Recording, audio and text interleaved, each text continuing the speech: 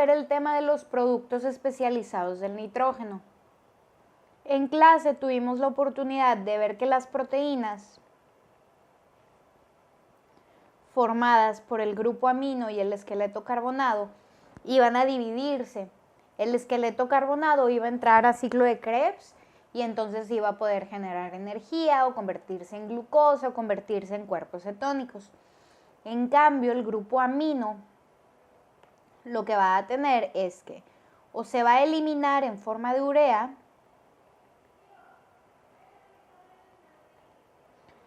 o se va a convertir en distintos productos especializados del nitrógeno.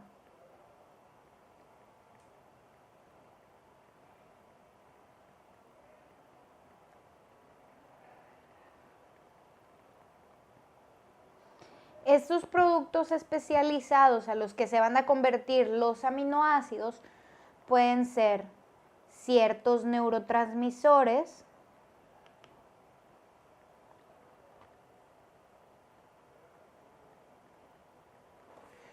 pueden ser las porfirinas, puede ser la bilirrubina, entre otros.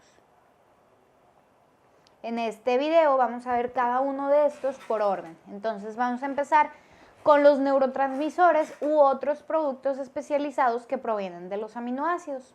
¿Bien? Entonces, ¿qué es importante saber? El aminoácido del que provienen, cómo se llama el producto nitrogenado, qué función tiene y en caso de que exista alguna enfermedad, mencionarla. Entonces, vamos a empezar con los productos que provienen del aminoácido tirosina. De la tirosina provienen las catecolaminas. Y hay 3 catecolaminas: la adrenalina, la noradrenalina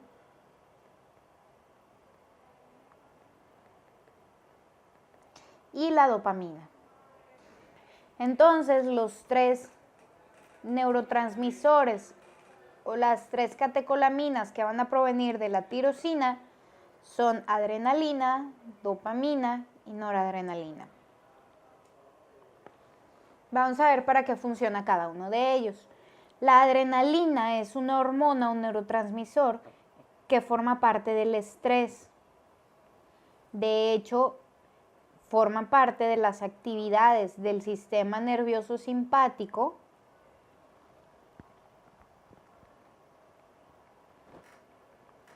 que regula algo conocido como la respuesta de lucha y huida.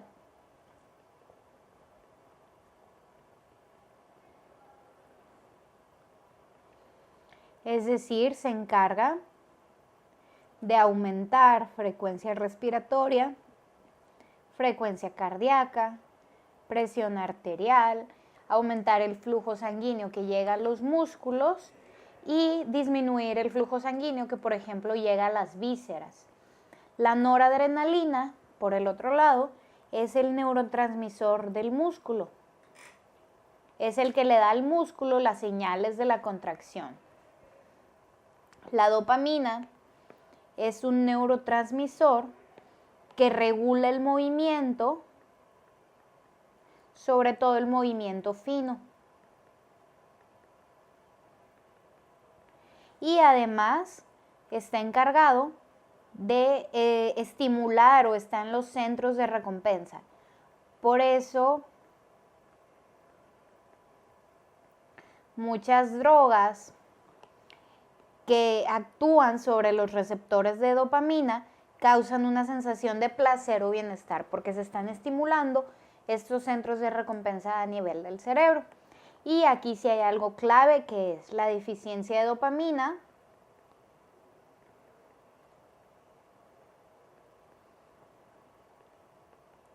que va a ocasionar Parkinson.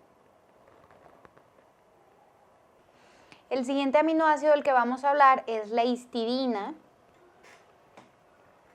que es el precursor de una molécula vasoactiva que se llama histamina. La histamina es una amina vasoactiva que se encarga principalmente de la función de las alergias. De ahí que existe un grupo de fármacos que son los antihistamínicos que quitan la alergia. ¿Bien? Entonces, ¿qué hace la histamina? Bueno, entre sus acciones está la vasodilatación, la broncoconstricción,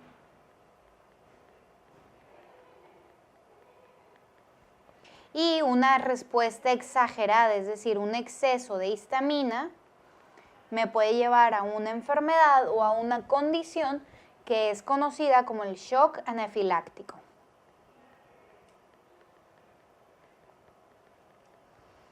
El siguiente compuesto es algo que siempre va a ser pregunta en todas las materias y es el triptófano,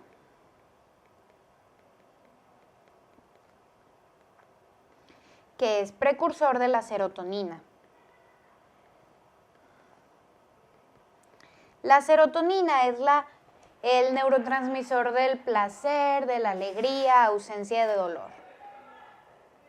Da placer, una sensación de bienestar, regula la percepción del dolor, regula los ciclos circadianos, los del sueño, regula la alimentación e incluso la libido. De ahí que una deficiencia de serotonina se traduzca en una depresión. Y una depresión va a estar caracterizada por alteraciones de los patrones de sueño, de alimentación, por una disminución en la libido o un aumento de este deseo sexual y una disminución en esta percepción del placer. Antes de que se me olvide, serotonina también es conocida como el 5-HT.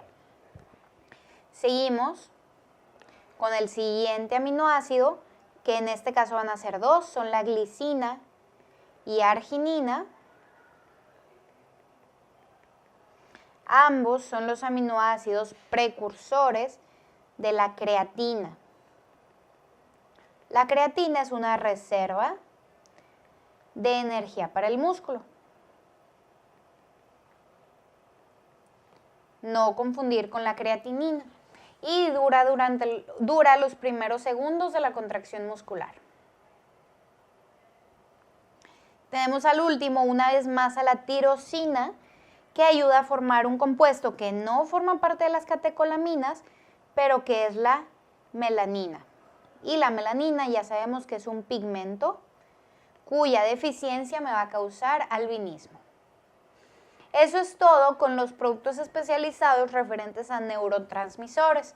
Ahora vamos a hablar del siguiente grupo de productos especializados, que son las porfirinas. Aquí va la importancia de las porfirinas. Si nosotros recordamos el grupo hemo de la hemoglobina, que es el que ayuda a los eritrocitos a transportar la sangre por todo el organismo, está formado por dos partes o por dos componentes.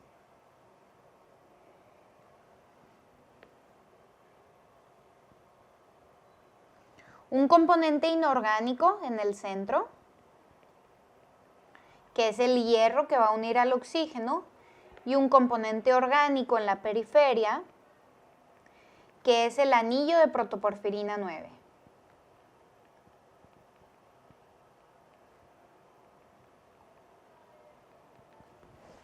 Las porfirinas precisamente hacen esto, el anillo de protoporfirina 9, entonces de ahí viene la importancia. Vamos a hablar un poco más de esta síntesis del grupo hemo.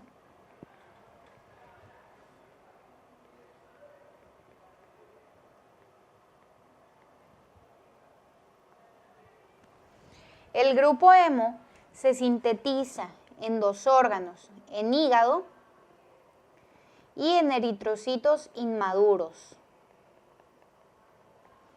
Esto es debido a que una parte de la síntesis se lleva a cabo en las mitocondrias. Los eritrocitos maduros ya no cuentan con mitocondrias. Los sustratos de la síntesis del grupo hemo pregunta de examen, son el succinil-CoA y la glicina. ¿Quiénes son los dos sustratos de la síntesis del grupo hemo? Glicina y succinil-CoA. Ambos se van a unir y se van a convertir en un compuesto que es el ácido delta aminolebulínico, mejor conocido como el ALA. Y la enzima que sintetiza el ALA es la enzima ALA-S, o sea, la ALA sintasa. Esta además es la etapa limitante, o sea, es la enzima más importante de la vía. A partir de aquí, a esta molécula de ALA se le va a unir otra molécula, de manera que ahora sean dos. La enzima que va a unir a dos moléculas de ALA es la enzima ALA-D, o sea, ALA deshidratasa.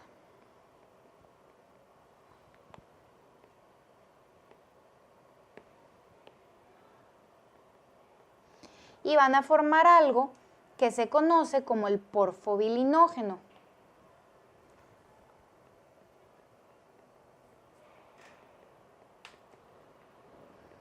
El porfobilinógeno se va a unir a otras 4 moléculas de porfobilinógeno para convertirse en urobilinógeno y después de muchos pasos convertirse en el anillo de protoporfirina 9. ¿Qué es lo único que le falta a este anillo de protoporfirina 9 para que pueda estar el grupo hemo completo? El hierro. Entonces, el anillo de protoporfirina 9 se le añade el hierro para que termine de formarse el grupo hemo. Y la enzima que une el hierro recibe el nombre de ferroquelatasa. Entonces, una vez conociendo las 3 enzimas importantes y la más importante, que es la ALA sintasa, únicamente resta hablar de su regulación. La ALA sintasa es inhibida por hemina. La hemina se forma cuando hay un exceso o una acumulación de grupo hemo. Es decir, si tú ya tienes demasiado grupo hemo, pues no necesitas activar la enzima que lo va a sintetizar. Y esto también es clave. Tanto ALA deshidratasa, ALA-D, como ferroquelatasa son 2 enzimas inhibidas por el plomo. Y esto sí es clave que se lo sepan. Las 2 enzimas inhibidas por plomo, ALA-D y ferroquelatasa. Cuando hay alguna alteración en la síntesis de este grupo hemo, aparecen las enfermedades conocidas como las porfirias. Entonces, porfirias se definen como alteración de la síntesis del grupo hemo.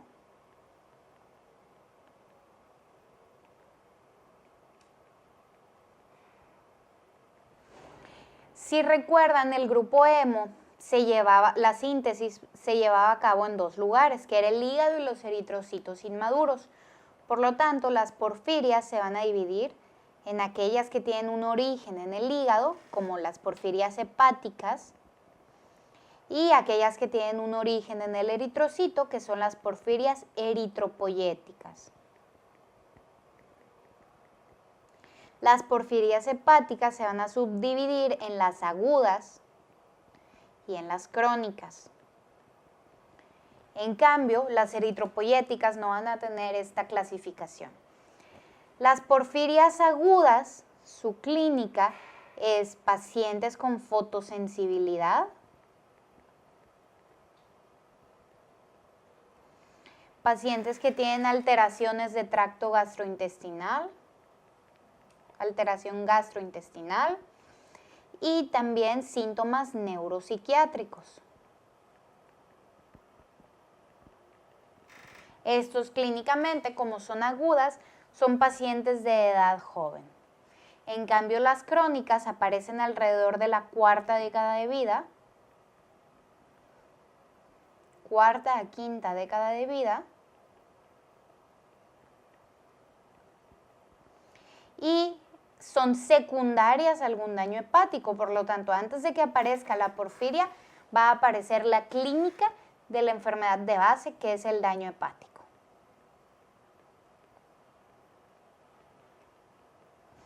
Las eritropoyéticas habíamos dicho que no se dividían en agudas o crónicas, es decir, tienden la mayoría de las veces a la cronicidad.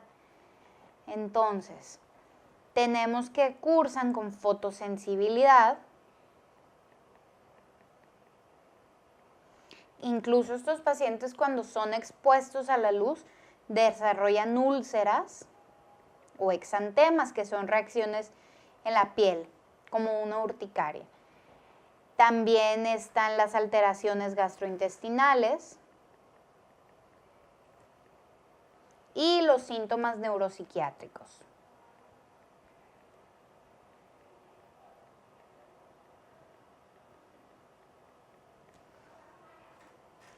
Y eso es todo sobre las porfirias.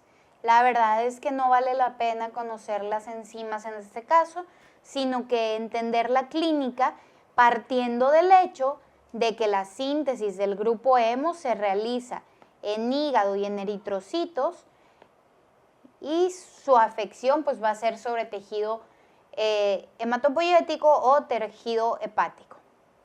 Y seguimos con el último producto nitrogenado, que es la bilirrubina.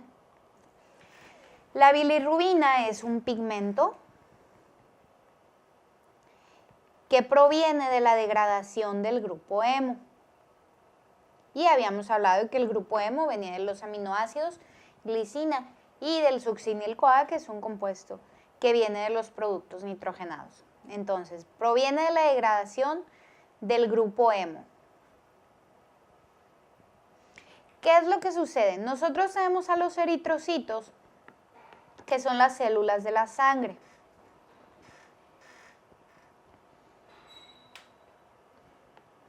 Estos eritrocitos tienen una vida media de 120 días. Entonces, al finalizar esta vida media, el eritrocito se va a romper. Y si recuerdan, contenía el grupo hemo, entonces se va a liberar el grupo hemo. Este grupo hemo se va a empezar a convertir en los distintos pigmentos biliares, como la biliverdina, y finalmente estos pigmentos biliares van a continuar con su degradación para convertirse en la bilirrubina. Esta primer bilirrubina en ser sintetizada es conocida como la bilirrubina indirecta o bilirrubina no conjugada. Y va a tener que ir al hígado a conjugarse. Entonces, la bilirrubina indirecta o no conjugada entra al hígado y en el hígado, bilirrubina no conjugada se transforma en bilirrubina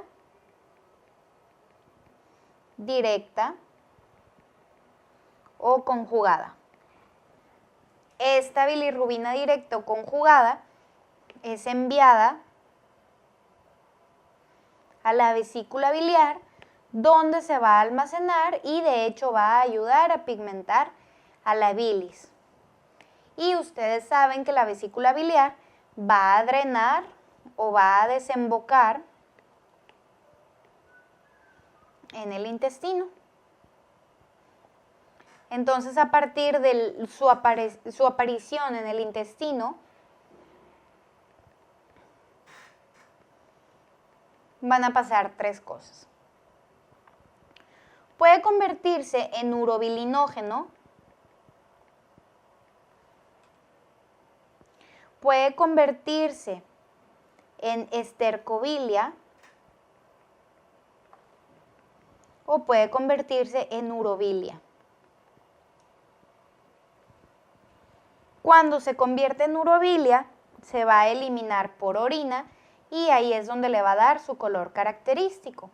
Cuando se convierte en estercobilia, se va a eliminar por las heces y a ellas les va a dar su color característico. Y finalmente, al convertirse en urobilinógeno, va a regresar al hígado para seguir el ciclo formando parte de la circulación enterohepática. Entonces, esta es la vía de la bilirrubina. destrucción del grupo hemo, formación de bilirrubina indirecta o no conjugada. En el hígado se transforma bilirrubina directa o conjugada, pasa a la vesícula biliar, de la vesícula biliar al intestino, del intestino se puede hacer urobilinógeno y volver al hígado, estercobilia y eliminarse por las heces pigmentándolas, o convertirse en urobilia y eliminarse por la orina y también darle su color característico.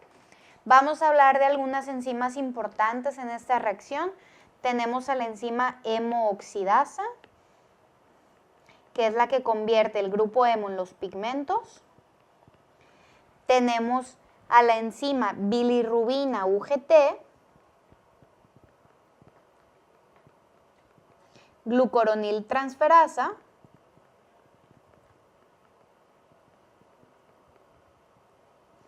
y esta enzima lo que va a estar haciendo es que va a participar en la conjugación. ¿Cómo va a conjugar la bilirrubina UGT a la bilirrubina indirecta? Añadiéndole moléculas de ácido glucurónico. Entonces, la bilirrubina UGT le pega moléculas de ácido glucurónico a la bilirrubina no conjugada y la transforma en bilirrubina conjugada. Y esas son las enzimas relevantes. Ahora, cuando yo tengo un aumento en la concentración de bilirrubina, como habíamos dicho que es un pigmento, voy a tener una pigmentación amarillenta de piel y mucosas que es conocida como la ictericia. Cuando la ictericia es causa de un aumento de bilirrubina en la vía antes de llegar al hígado, esta ictericia va a ser conocida como ictericia prehepática o hemolítica. Cuando el aumento de bilirrubina es causado por alguna falla dentro del hígado, es decir, alguna falla en la conjugación, yo voy a tener una ictericia hepática o llamada hepatocelular. Y finalmente, cuando yo tengo un defecto después del hígado, es decir, los eritrocitos se están destruyendo normal, el hígado está conjugando normal, pero hay algo que me impide sacar a la bilirrubina, yo voy a tener un defecto llamado ictericia posthepática o también conocida como la obstructiva. Y ahí tengo los tres tipos de ictericia con sus nombres alternativos. Vamos a hablar de la causa más común de cada una de ellas y qué bilirrubina estaría predominando. La ictericia prehepática o hemolítica es muy sencilla. Su causa es una anemia hemolítica. Y en este caso va a haber un aumento de ambas bilirrubinas con un predominio de la bilirrubina no conjugada. Entonces, ahí está claramente, aumenta bilirrubina no conjugada y conjugada, pero hay un claro predominio de la no conjugada. Ahora, en la ictericia hepática o hepatocelular, la causa es algún daño en hígado, como hepatitis, cirrosis o cáncer. Es decir, el caso clínico me tiene que mencionar alguna enfermedad de base que me esté dañando el hígado y en esta enfermedad lo único es que va a haber un aumento de la bilirrubina no conjugada, porque el hígado va a perder su capacidad de conjugar y entonces va a estar aumentada la no conjugada y la conjugada no va a estar porque no estoy conjugando. Y en la ictericia obstructiva es muy sencilla, es causada por un tumor o algún lito en la vía biliar en el que la bilirrubina no pueda pasar del hígado al intestino y entonces empiece a fugarse del hígado. Esta va a haber únicamente un aumento de la bilirrubina conjugada porque no hay más eritrocitos destruyéndose y el hígado está conjugando de la misma manera. Hago un énfasis en aprender los tres tipos de ictericia, el nombre, el patrón de bilirrubina que yo voy a encontrar y sobre todo la causa. Eso es todo, gracias.